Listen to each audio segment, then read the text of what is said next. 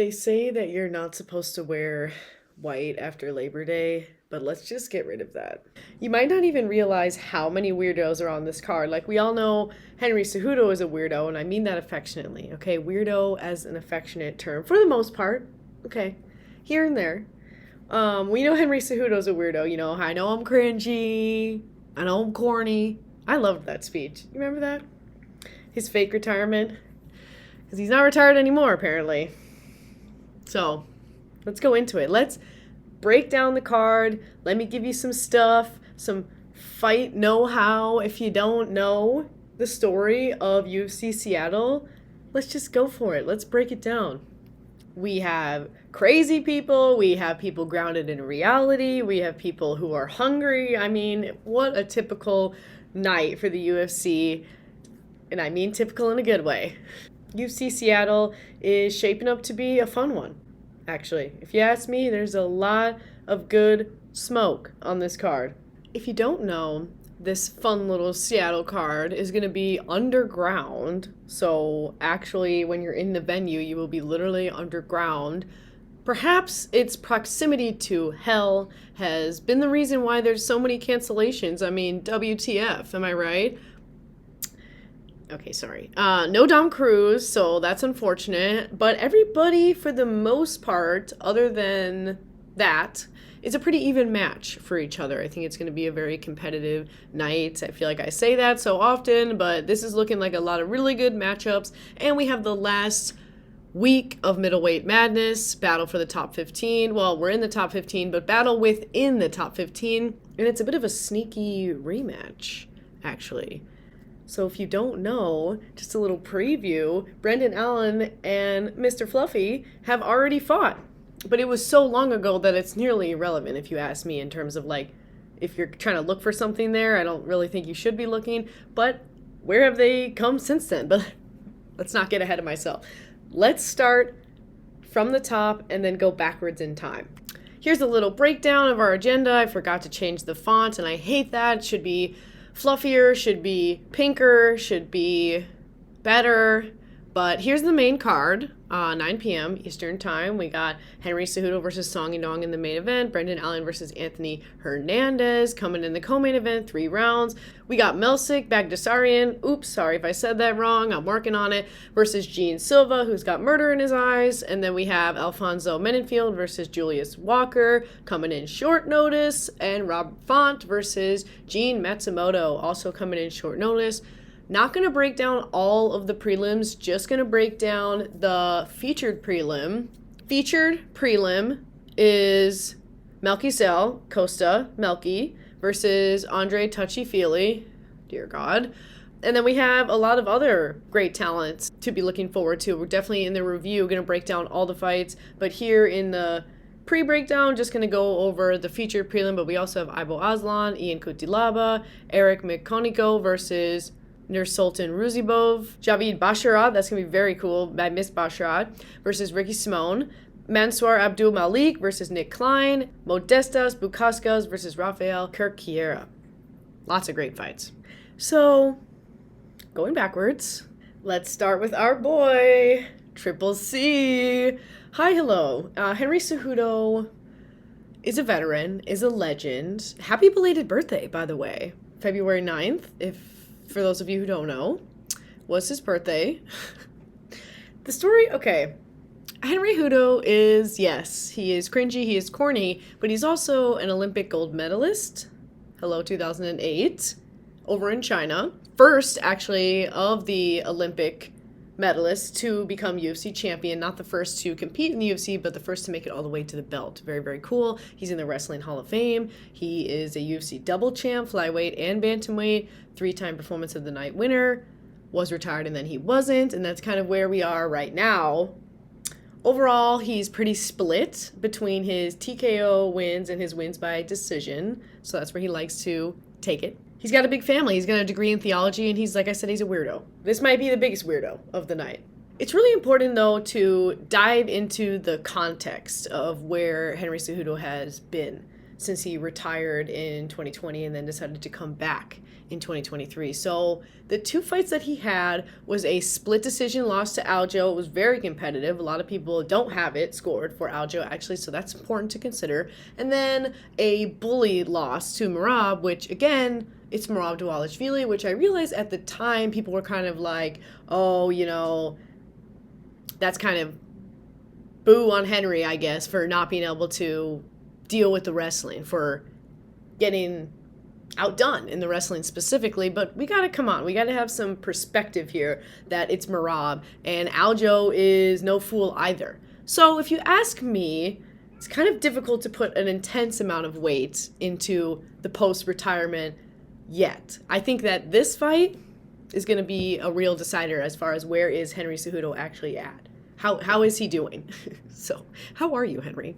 Song right now is sitting at a pretty big favorite, mainly because I think statistically, just as a blanket view, Henry Cejudo having retired and then coming back is already not really a good look, and then having the 2 losses is especially really not a good look.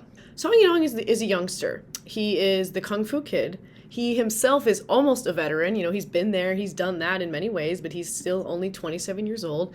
And if you don't know where he's been for the last year, the UFC has basically just kept him on a leash. At least that's according to his own words. He's wanted to fight. He's not been super choosy about who in particular he wants to fight, but the UFC has just kind of kept him hanging around, and he's been training like he's in camp the entire time. He's a fight of the night versus Marlon Vera.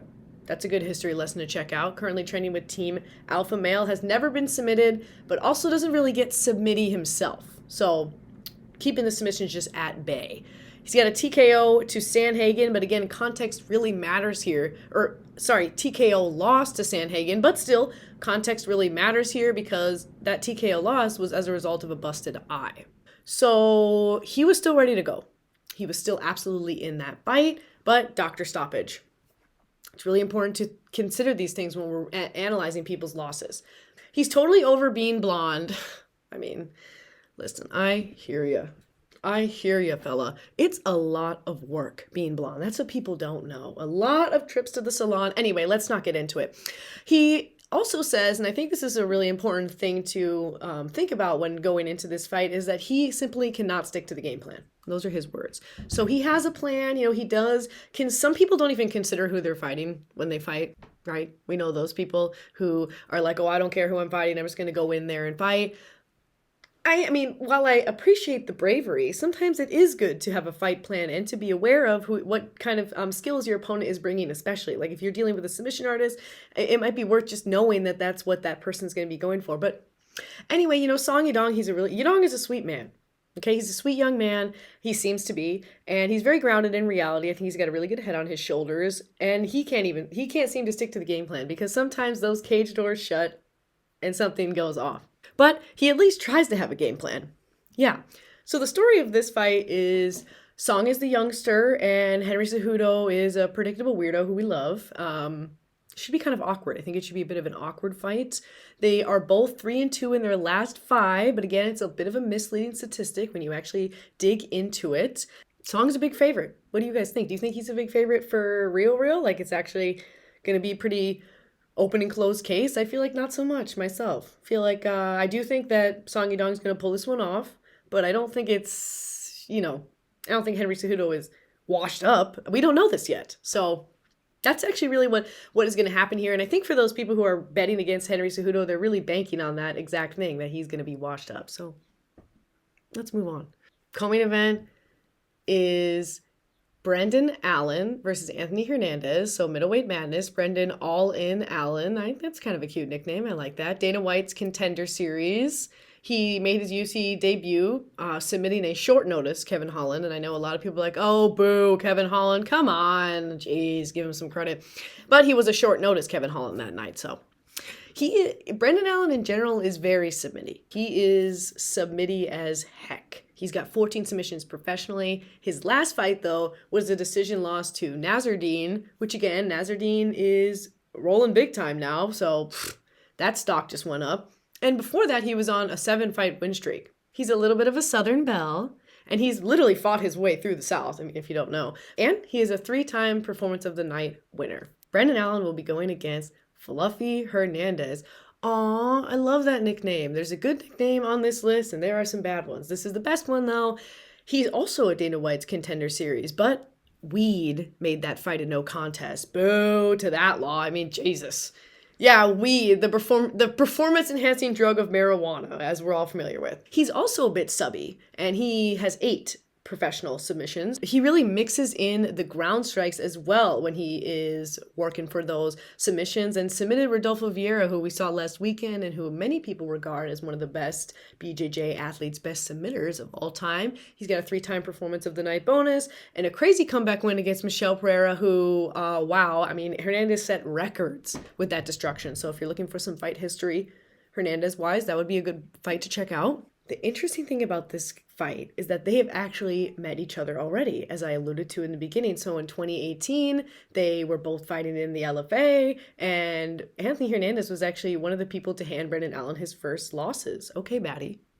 And I do think that that actually does influence some of the betting odds right now, with Hernandez being currently the favorite, so relatively close. But I think people are looking at that. I don't think they should be personally, because it was a long time. That was 7 years ago. Okay? I don't even want to, yeah. You know, these guys in general, though, they came to the UFC around the same time, and they've amassed a very similar record in the UFC. Very interesting. So beyond them having fought already, they already have a lot in common. I think that Hernandez is on a little bit more steam. He's got a little bit more steam behind him. He's doing really, really well. Brendan Allen, young man, is already number 2 for the most submissions in UFC middleweight history, so a real submitter. He is as decorated as the esteemed Oliveira in terms of longest submission streak. He went on a 4-fight submission streak, and that is very interesting to pull off that kind of win that many times in a row. So again, I know Anthony Hernandez is not easy to submit or anything like that, but I think people should give Allen a little bit more credit. Right now, again, Hernandez, he has a little bit more traction behind him. He's riding a very defiant 6-fight win streak. Okay, and he beat, like I mentioned before, 2 of the kiddos who we saw last weekend, Rodolfo and Shabazian. So these guys are cut from a similar cloth. If you ask me, will it be a decision again as it was in the first time that they met? I think yes. I think it'll be a much more technical decision, a lot more fun of a decision, but a decision nonetheless. But a lot has changed for these young men in their game since 2018. I'm really excited to see, honestly, even though I say you can't really look at the previous fight in terms of a way to kind of educate yourself on how this fight is going to go, I do think it will be really cool to look back in that perspective, do a little retrospect. Okay?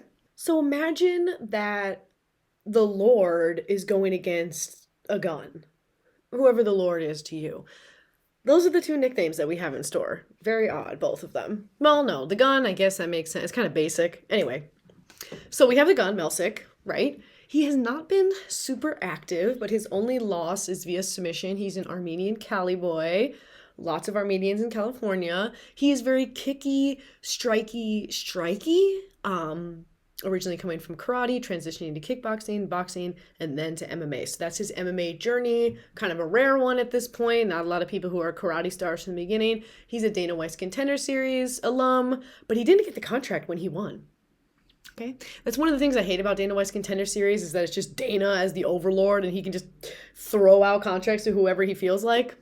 Even and you know, on the flip side, not give contracts to who he feels like. That is rude. And he has a Performance of the Night in 2020. He is going against somebody who I feel the UFC is trying to stack against him. So Gene Silva is on a real high right now. I mean, a lot of people are really hyped on this guy. Basically everybody in the fighting nerds, though, I feel like has a bit of this cult following. Not sure I agree yet. I think there's more things I need to see. His nickname is the Lord. Okay, buddy. And it's tattooed on his body. Okay, buddy. Yeah. I don't like that. And to be honest, your psyche is a big thing that I'm evaluating when I'm thinking about your performance, and that's kind of a chunk out of the psyche. Overall, though, he prefers to knock you out. His only loss is via decision, and man, has it been a while, 2018, since that happened. He really has murder in his eyes. I mean, basically every photo of this man, I'm seeing a lot of murder. Okay, I don't mean that seriously, but you know what I mean. You know what I mean? He's ready to cause damage, and lots of people are really hype, okay? Lots of people are really hype. Alfonso, Atomic Alfonso. That's a good nickname. He prefers to KO or TKO you. He's got 10 under his belt, and overall, in terms of life, he's seen some shit. He has a criminal justice degree, which I think is a really great way to deal with having seen some shit. Unfortunately, okay, interestingly enough, he's talk about the Contender Series math not making any sense. He's a redemption artist in the Contender Series, lost and then was able to come back and win. But in the UFC, he got himself a draw from a fence grab, -1 point made the fight a draw. So that's where that little 1 comes on his record. Dang it. Don't grab the fence. He's coming off of 2 KO losses. Oh no, that's not good. Performance of the night against Paul Craig. So, do with that what you will. Some people put a lot of stock in Paul Craig still. Some people are saying, that doesn't mean much. He's on the tail end. And he's coming on short notice. Okay, so he was supposed to be on the Fight Night 255, so a couple fight nights down the road. But he's coming in, so let's give him an applause for that. Let's give him some snaps, okay, for coming in on short notice, because we are very appreciative of the people who save these events on our behalf so that we can just sit there and lick our fingers on the couch. Ew, I don't know why I said that. Okay, another short notice king. We have 2 short notice kings. So this is Julius Walker. I want to give a shout out to James Lynch, who I'm sure you know. He has 2 really awesome YouTube channels, James Lynchy YouTube channels. He is one of the smartest people in the game, but more importantly, he does some really, really important reporting, and he's getting some really great fight interviews, and just listening to these people talk is how I learn, obviously, about them. You can read a lot of things, but you can also just listen. So I want to give a shout out to James Lynch for giving an interview I think just yesterday. He posted it and helping us get a little bit informed about Julius Walker, who is new to the UFC. This is not somebody who I think anybody knows who's a fan, and so maybe he's going to get some new fans tonight. He goes by Juicebox, which is adorable. He's a little youngster at the age of 25. All of his wins have come by stoppage, and he's from Springfield, Missouri. I know, sorry, that's not real. Well, that's real to me. Being from Springfield, Missouri means something to me. So shout out to the Springfield community. You know who you are. And that's Julius. So let's see how it goes with Atomic versus Juicebox. Atomic Juicebox. Ooh, see, that's a visual. I think that if your nicknames combine to create an entirely new beast, again, like Mechanic Kong with RoboCop and Killer Gorilla, and here we have Atomic Juicebox, that's like a full band name. Okay, moving on. Oh, so this fight makes me sad, just because I did kind of want to see Rob Font versus Dominic Cruz, competitive veteran matchup. But Rob Font, he is a UFC veteran and an actual Army brat. So, his father was in the military, and so he was moving around all the time as a kid, and those are called Army brats, if you don't know. He is coming off of a unanimous decision win against Kyler Phillips, and he has that 5-round cardio. So if you know anything about Rob Font, he's been there, he's done that, he's seen the main event. So you don't have to worry about if he's going to be able to carry through for all of that. I mean, we're not getting a main event. I'm just saying that the cardio was there. His latest losses, too, are to absolute baddies. So you can't really hate on Rob Font or, some of the fight fans are crazy. They out here calling people bums. I mean, you would have to be a sinner to call Rob Font a bum. Yeah, I mean, let's just think about who Rob Font has lost to lately. We have Sandhagen, we have Figueiredo, we have Marlon Vera, we have Jose Aldo. I mean, people who really are at the top of the game. They're at the top of the division. It's absolutely an honorable loss. Okay? And just to speak to his veteran status, he's got the second most significant strikes landed in the bantamweight division history. 1,258 punches landed. Okay, not just thrown, not just to the wind, right? Because there's a really big difference. There's a really big difference to just throwing something to the wind and actually popping somebody. And let's count that, right? And we did for Rob Font. Okay. Gene Matsumoto, he is new, he is young, seems like a sweet youngster. He is LFA on Dana White's Contender Series. He is coming off of a crazy performance against Brad Katona. I mean, that was a war, so I really have some high hopes for his performance against Rob Font. I think that they're really going to try and tear each other apart. He's seemingly really humble, no nickname, which actually in many ways is a good sign. And he says he'll fight whoever. He's not calling people out. He understands where he's at. So despite being undefeated, despite not having tasted defeat, he still has a very humble approach to things. This will be his 3rd UFC appearance. His dad is his striking coach, so that's fun. And he's ready for that decision. So a lot of his wins actually come from taking it all way to the distance. And he has some beautiful eyes. I mean, if you can look into this man's eyes, you might get lost. You might just get wrapped up. So, yeah, that'll be really cool. So, and shout out to Jean as another one of our short notice people. We really appreciate you coming through and helping freaking save this card. I mean, again, very sad about no Dominic Cruz, and even more sad that it's like no Dominic Cruz forever. I mean, so he says. So that is our main card, and I'm just going to go over the featured prelim. Not going to go over all the prelims, but I will be watching every fight, so I'll go over every fight in the review after. But here, let's go over our featured prelim. Andre Touchy Fili. It's interesting because that is one of the worst nicknames that I have ever heard. Like, I get ha ha, he he, funny, but ew. And it's almost like a terrible self-admission. Like, oh my God. Anyway, despite that, I have a lot of respect for this man. He has proven a lot, and he is really awesome to listen to. He is one of the people who has a mind for the game. He was born to fight. I genuinely believe that he was absolutely born to fight. That's what he would say himself. He's mostly a TKO/decision, but he slows people down with his takedown. So he's not really looking to submit you so much as he is to slow you down. He's had a lot of mixed success. We're 3-3 in the last 6, so we're really looking to tip that scale in the positive direction. I really think that he has it in him, though, and again, it's all about context. And so when you dig into some of his wins, they are split, which for some people could mean, oh, well, it wasn't a definitive win, so maybe, people almost might take that as a loss in their little silly betting minds, so stop betting. But really, what a split decision means is that you're willing to go to war. Okay? You are willing to go to war. Split decisions might be frustrating, but it's pretty much a guarantee that that person went to war. And so Andre Fili has been there. He's been to war. And yeah, so if you're looking for some really interesting fight history for Andre Fili specifically, but perhaps just for the featherweight division in general, or just for fights in general, check out his fight versus Cub Swanson. Recent matchup, and talk about war.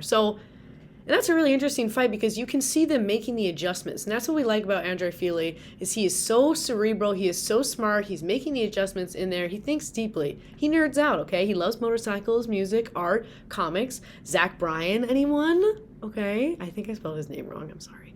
Zen and Violence by Dennis O'Neil. Anyone? Okay, if you want to get into Andre Fili's heart, if you want to win him over, bring up those two things. He takes mushrooms in his backyard, so again, do with that what you will.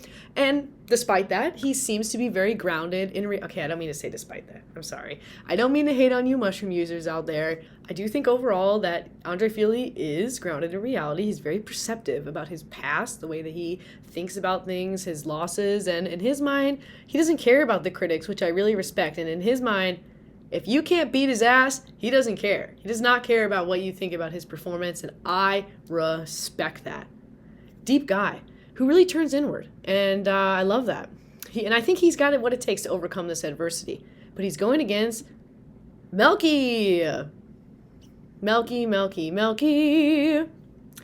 Melky is also an interesting, quirky sweetheart. He's another one of the weirdos that we have on the card. Again, I mean that affectionately. He is pretty religious when it comes to the way he goes about the fighting. When he wins, he could, drops to his knees, kind of does a little thinking about it. He's pretty quirky. He's very brave on the mic, so despite not knowing English very well, he does his best, and I really value that kind of bravery. So this guy, he wants to connect with people. He wants to get everybody hyped up. He's excited to perform for the fans, and he wants to let you know that. And if he knows that he's speaking to a crowd of mostly English speakers, he's going to give it a go. And I think that's so brave. I don't think that I have that kind of courage to speak in a language that I don't feel fully fluent in. And he just has this smile on his face when he does it. Man, love this guy. So 21-7, 5th UFC appearance, so he's definitely making his way, and Melky has his toughest matchup yet. He definitely has the matchup coming up with the most notoriety, so if he does manage to pull this off, it's going to get a lot of people saying his name, and that's basically the story of that, and that's the story, and in general, that's the story. So I want to know what fight y'all are most looking forward to. Which one do you feel like is going to inspire you the most? I think that there's a lot of inspiring matchups. I think I'm the most excited for Touchy Fili, though. Is that just because it's the last thing that I said? I don't know. Also really excited to see Julius Walker, since I really don't know anything about him at all. That'll be so cool to see him make his debut. He seems really fun. A little bit of light heavyweight contention. Yeah, are you going to be in Seattle? If you are, let me know. I won't be there, but I like to know about you all. Yeah, so that's our little breakdown. We'll be watching the fights. We'll be posting the review. Can't wait to see what y'all are looking forward to. Lots of really good fights. Oh, if you're looking for a chapstick brand recommendation, this is the one. Nivea. This is the really good chapstick. Okay,